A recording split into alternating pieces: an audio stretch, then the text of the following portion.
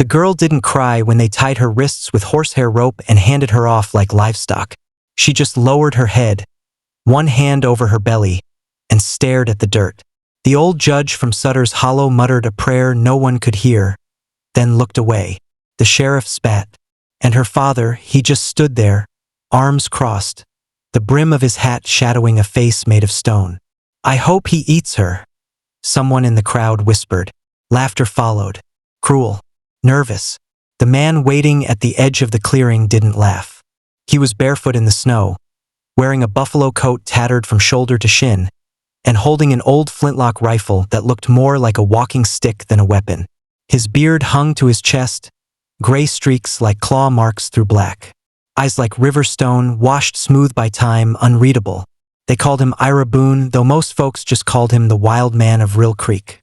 And today he came down from the mountain to take a girl. Let's go back to where it started.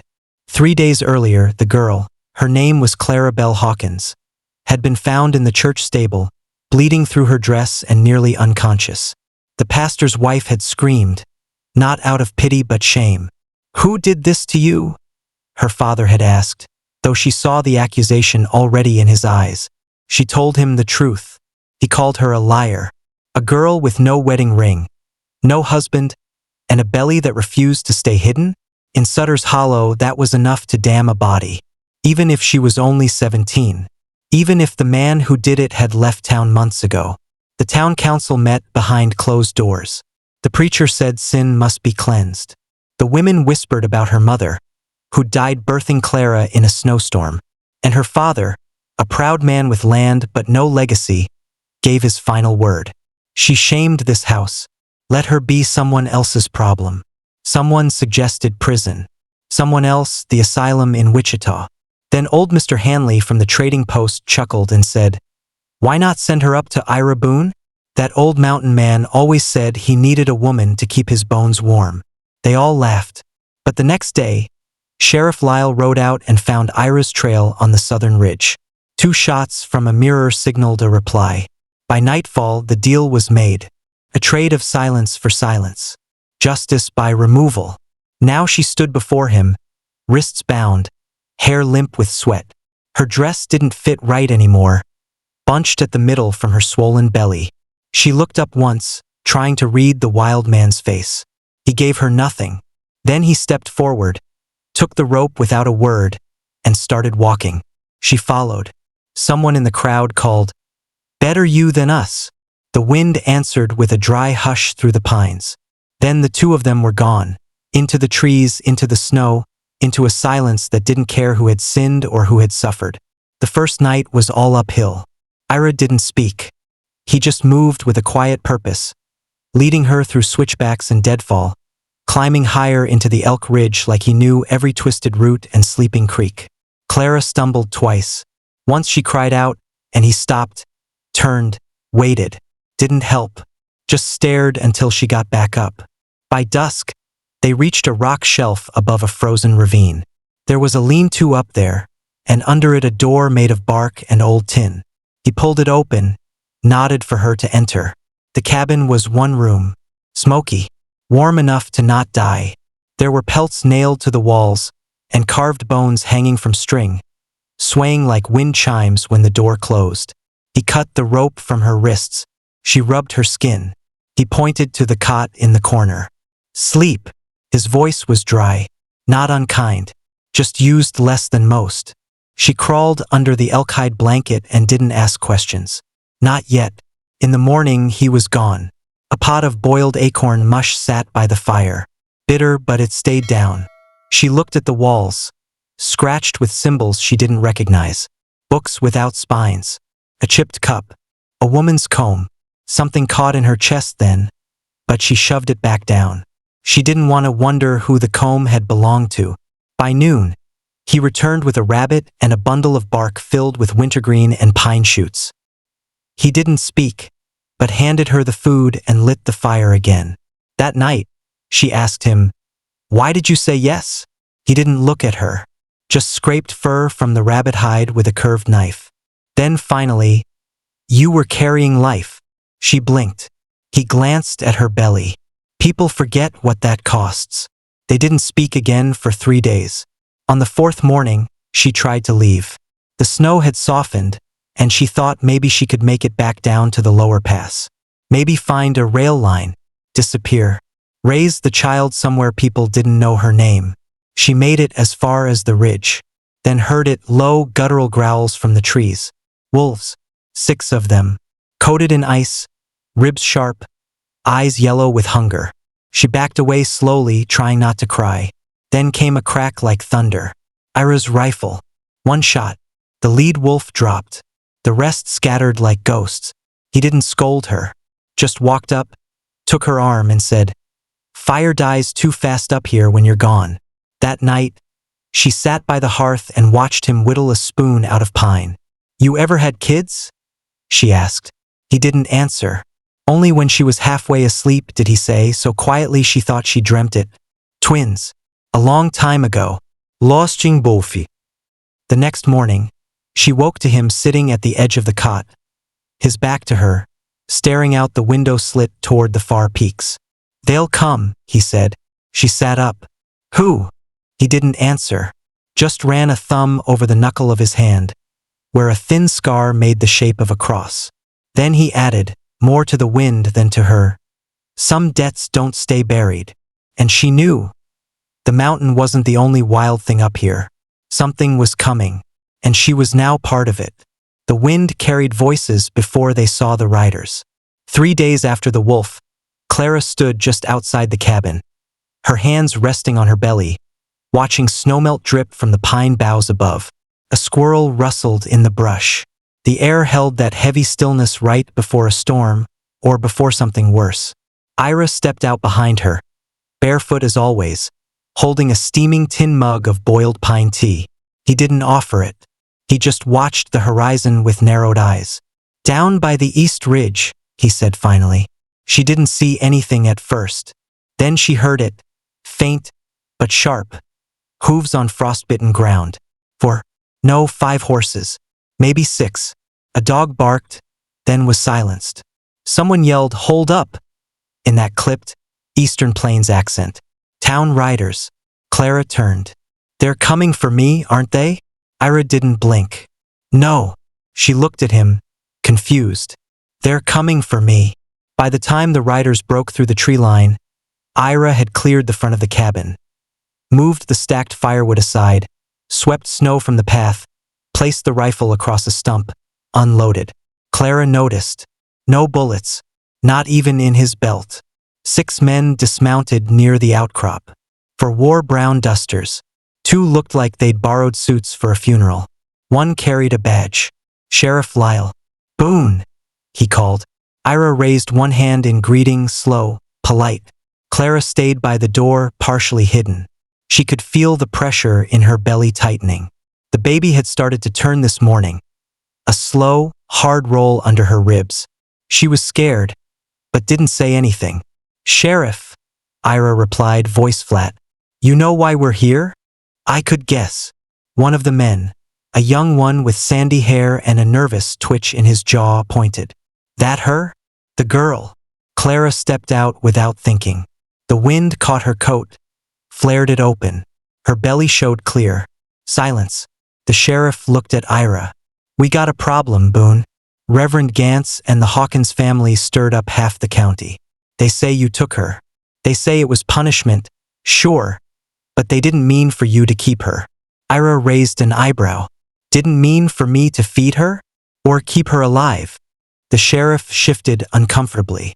"Didn't mean for you to act like her husband." Clara felt her stomach turn. "I'm not his wife," she said quickly. "He hasn't touched me. He hasn't even looked at me wrong." The twitchy man snorted. "Then what's he keepin' her for?" "She's safe here," Ira said simply. "That's not the point," said the man in the funeral suit. "There's talk. Folk think she's your hostage. That you're raising a new tribe up here, with girls and half-blood babies and old savage ideas." Ira's jaw tightened. "That what you think?" The man didn't answer. Sheriff Lyle looked around. "Look, Ira, I don't want trouble. But if she stays with you, the town's going to make it trouble. They're talking mobs. Talking bounty." Ira sighed. long and slow, as if he'd already lived through this conversation before. I don't belong to your town. She does, Lal said. Clara stepped forward. No, I don't. They all looked at her.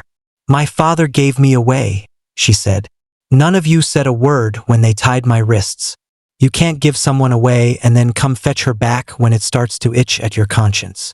One of the younger men moved forward. You don't know what Boone is.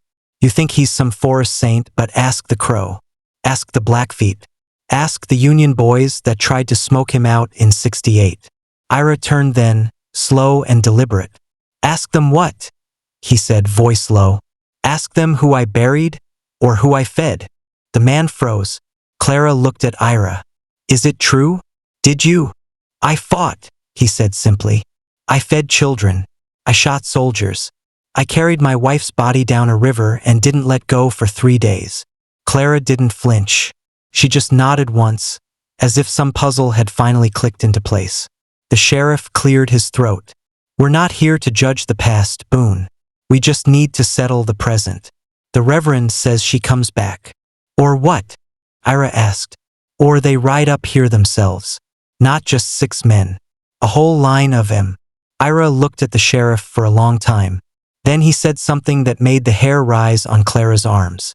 I've buried more men than that hill behind the church can hold. The air thickened. No one moved. No one reached for a weapon. But a shadow passed between them all, as if the trees themselves were waiting to see who would breathe next. Finally, the sheriff nodded, more to himself than anyone else. I'll tell him I didn't find her, he said. Tell him the snow covered your trail and she probably died. The other men protested. He cut them off. Enough. We tried. Let them build their gallows out of wood and noise. Ira Boone lives where the smoke don't rise. He looked at Clara. You sure this is what you want? She nodded. He tipped his hat. Then God help you both. They rode out without another word. As the last hoofbeat vanished into the ridge trail, Clara let out a breath she hadn't known she'd been holding. Ira sat on the edge of the stump, staring into the snow. Thank you, she whispered. He shook his head. No thanks needed. That night, she asked him again, why didn't you shoot? He stared into the fire for a while, then said, once you pull the trigger, you don't get to be a quiet man anymore. She understood. They sat together in silence. Outside, the mountain held its breath. Something had shifted, and somewhere, deep in the night, someone began spreading stories that Ira Boone had taken a bride, that she was carrying his child, and that not even snow could hide the fire they'd lit. The sound came just before dawn. Not hooves, not voices, drums. Low and slow, like a heartbeat carried on wind. At first Clara thought it was her own pulse, the way the baby sometimes kicked near her ribs, steady and rhythmic. But then Ira stood in the doorway, backlit by the pale blue of snowlight, and she saw it in his shoulders. He recognized the sound, and he didn't move. She sat up slowly on the cot. Is that? War drums, he said. Her mouth went dry. He stepped outside, not bothering to pull his coat on. She followed, clutching a wool blanket around her shoulders, bare feet crunching against frost. The sky was that strange bruised color it turned just before sunbreak, and down below, through the trees on the eastern slope, a thin spiral of smoke rose like a warning. She shivered. I thought the sheriff said they wouldn't come. They didn't, Ira said. She stared at him. He nodded once toward the smoke. That's not the town. They came just after midday. Not in war paint. Not screaming. Just a quiet procession of 6 riders. 5 men, 1 woman. Draped in elk hides and layered beads. Faces calm. Eyes unreadable. Their horses didn't stir the snow as much as they moved through it, like shadows cast by memory. The lead rider had silver in his braids and 2 long scars across his cheek, like lightning bolts drawn by a child. He stopped 20 yards from the cabin and dismounted slowly. Clara stayed behind Ira, her hand instinctively pressing her belly. The baby was still. Ira nodded to the man. Red elk, he said. The man's voice was gravel and smoke. Boone. Then a silence that felt like an old wound opening.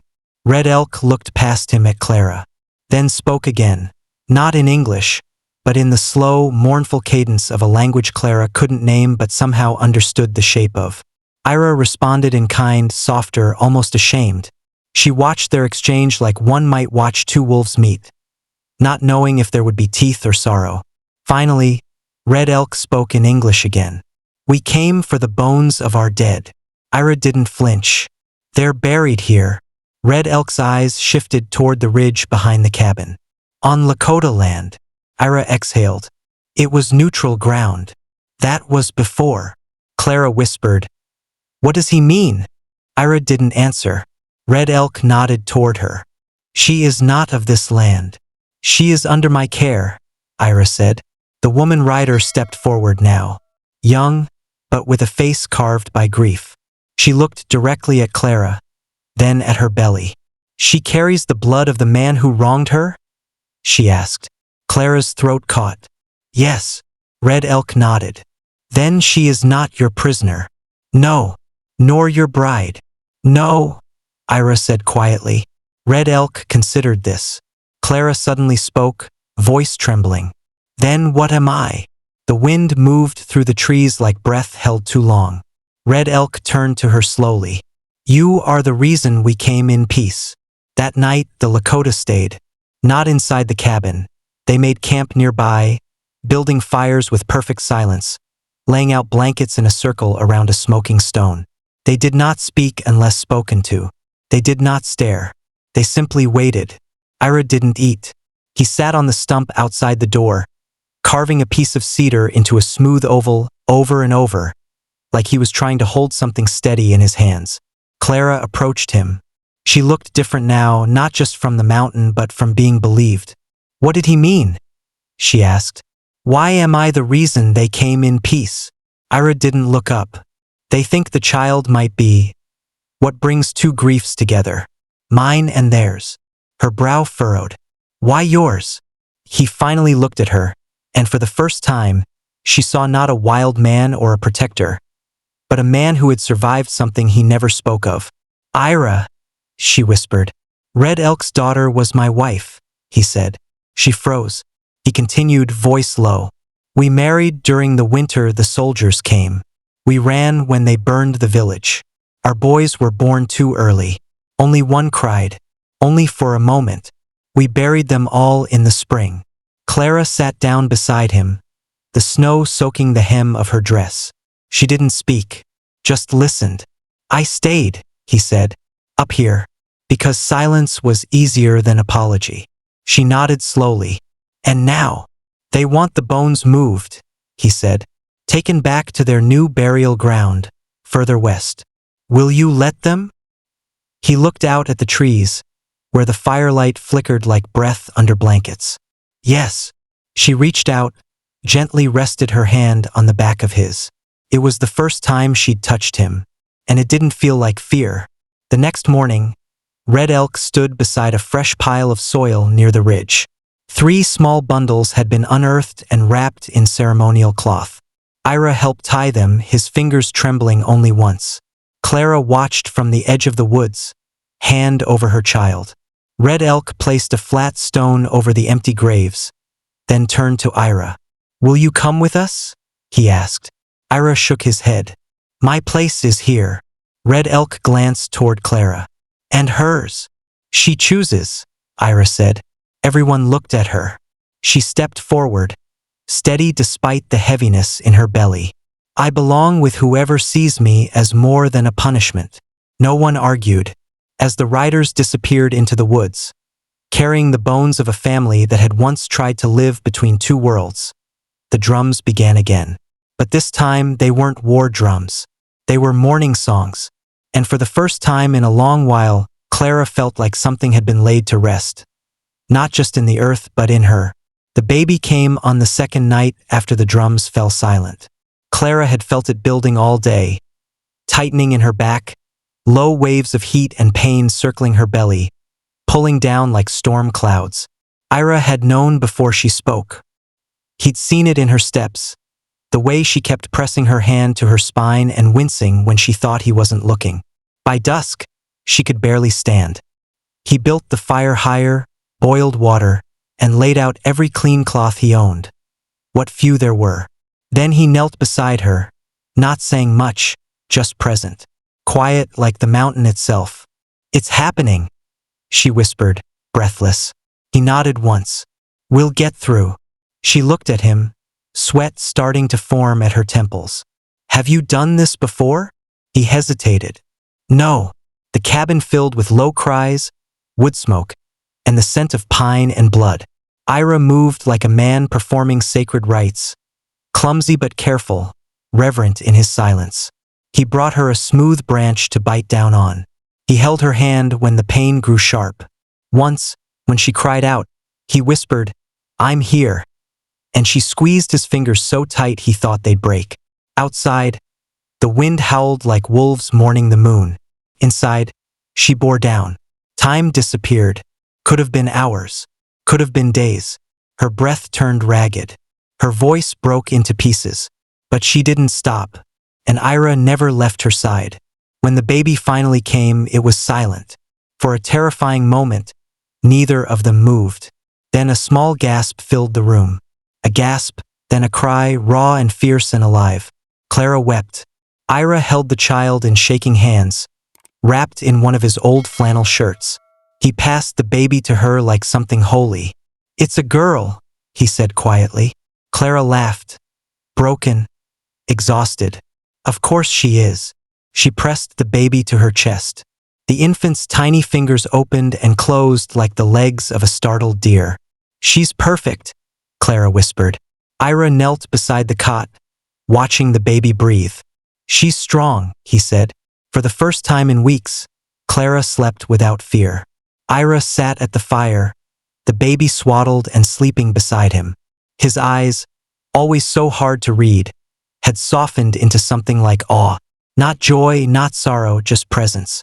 As the coals dimmed, he reached into the chest near the hearth and pulled out something wrapped in oilskin. It was a bundle of old things. A carved bone rattle, a faded scrap of blue cloth, a tiny beaded moccasin. He held each piece like it still carried breath. Then, slowly, he added one of Clara's flannel strips to the bundle and placed it back in the chest. When she woke, the sun was barely touching the snow line. She looked over and saw Ira sitting beside the baby, watching her with the same alert calm he gave to the forest. "Did she sleep?" Clara asked. He nodded. "Better than you." Clara laughed softly. "She gets that from me." There was a pause. Then Ira said, "She'll need a name." Clara nodded, stroking the baby's hair. "I've been thinking about that." She glanced at him. "I want to name her after someone who made her feel safe." He raised his brow. "I was going to name her Eliza after my grandmother," Clara said. "But now, I'm thinking Boone." He blinked. "It's not a girl's name," he said softly. "It is now." That afternoon, someone arrived. Not from town. Not from the Lakota. Just a girl. 17, maybe 18. Thin as a reed, with dark eyes and a dress 2 sizes too large. She walked into the clearing like she'd followed bird tracks up the mountain and found heaven by accident. She held a folded note. Clara met her on the porch, Boone sleeping in her arms. "Are you Clara Hawkins?" the girl asked. "I was," Clara said. "I'm not sure what I am now." The girl handed her the note. "Your aunt sent me. Said I'd be safe here." Ira came to the door. Watched. Waited. Clara opened the note. Read it once. Then again. Then looked at the girl. "She hurt you?" The girl's face tightened. "He did. My stepfather." Clara stepped aside. "Then come in. We've got room." The girl looked at Ira, wary. But Clara said, "He looks like the woods. But he's the only man who's never made me feel small." The girl entered. Ira didn't speak, just nodded once. That night they sat around the fire, Clara, the girl, the baby. Ira carved another spoon. Silence wrapped around them, not empty but full. "Ira," Clara said, rocking Boone gently, "you ever think this was how it'd turn out?" He didn't answer right away. Then, "Didn't think I'd be alive long enough for it to turn out at all." She looked at him, long and full of gratitude. "We're building something here," she said. He nodded. Not a tribe. Not a town. No. Just a place where people aren't thrown away. He looked at the fire and smiled. Just a little. The spring thaw came late that year.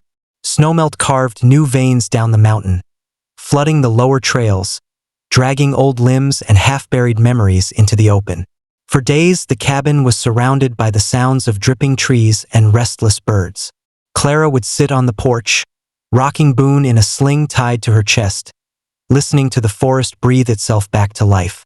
The girl who'd come in winter, Millie, they'd learned her name, had stayed. She slept in the corner by the woodpile, helped with cooking, spent her afternoons collecting herbs with Ira. She still flinched when someone raised a voice too quickly, but her hands had steadied. Her eyes had begun to lift. One morning, Clara woke to the sound of laughter. Startled her. She stepped outside and saw Ira and Millie sitting by the riverbank, knees deep in freezing water, trying to repair a fallen trap. Millie said something and Ira laughed. An actual laugh, gruff and short, like something pulled out from under rust. Clara smiled. Boone shifted on her chest and cooed. Her daughter had her eyes, but Ira's calm stare. When she cried, she didn't wail.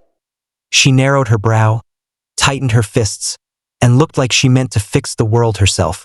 She's going to change things, Clara whispered. Ira turned then, looked up from the stream, as if he'd heard. That afternoon, 2 riders came. No banners, no weapons drawn, just travel-dusted clothes, hats in their hands, and a letter tied with twine. They said they were from the U.S. Marshal's office in Dodge. They'd been sent to confirm the welfare and whereabouts of Miss Clara Hawkins, formerly of Sutter's Hollow. Clara didn't flinch. I'm not from there anymore, she said. And I'm not hiding. The older rider, gray-haired, Leatherface, nodded. We figured, but the town sent word. Rumors of kidnapping, cults in the hills. Clara smiled bitterly. Let me guess. Pregnant girl disappears with the wild man, comes back with a baby and a stranger girl in the house. That about the story. More or less, the man admitted. But we asked around, spoke to Reverend Gantz, spoke to your father. At that, her face hardened. He said you died, the younger rider added. Claimed to have mourned you, publicly. Ira said nothing, just stood behind her, arms crossed. So what happens now? Clara asked. The marshal's man handed her the letter. Nothing unless you want it to. This clears you officially. Says you left on your own will. Says you're not a ward of the county or a wanted party. You're free. She took the letter, ran her fingers over the wax seal, and didn't open it. I've been free, she said quietly. The man nodded. Then we'll leave you to it. As they mounted up, he paused. Ira Boone, you've made quite a legend of yourself. But this is the first time I've seen it with my own eyes. What's that? Ira asked. A place where no one's afraid. Then they rode out, dust and light in their wake. That night they buried the past. Not in graves, but in silence. In sitting together around the fire, in the way Boone clung to Clara's pinky finger while she fed her, in the way Millie curled up beside them and asked for a story. Clara told them about her mother, about how she used to braid her hair and sing while cooking, about the way she smelled like lemon balm and would smoke. Ira listened with eyes closed. I used to think being alone made you stronger, Clara said, that you only ever had yourself to count on. She looked around. I don't think that anymore. Ira opened his eyes. We're not alone, he said. Summer came. Boone took her first steps in the garden, barefoot and fearless. Millie built a little smokehouse with Ira's help. A trader from the valley started bringing supplies every few weeks. Quiet man, respectful. He called the cabin Boone's Keep and told stories about it at the inn back in town. People started sending things. Blankets, old books. Once, a bundle of baby clothes with no note. No one asked Clara to return. She wouldn't have anyway. One evening, she sat watching the sun go down. Boone lay asleep across her lap, Millie mending a sleeve nearby. Ira returned from hunting with a fresh pheasant slung over his shoulder. He moved slower now. Not from age, but from peace. Clara smiled at him. Still think you're not anyone's husband? She teased. He set the bird down, wiped his hands on his pants, then knelt beside her, resting one calloused palm on Boone's little foot. I think, he said quietly, I've been given a second life. She touched his cheek. And we're not done building it yet. Years later, people would still talk about Ira Boone, the mountain ghost, the hermit who'd vanished into the pines. Some said he'd died in the war. Others swore he'd taken a dozen wives and fathered a generation of wolves. But the truth lived quieter than that. It lived in a girl who found kindness where she expected punishment. In a child raised by wildflowers and firelight. In a man who thought he'd buried love forever, until a stranger knocked on his cabin door and asked to be seen. And in a place no map marked, but every broken heart hoped to find. A home.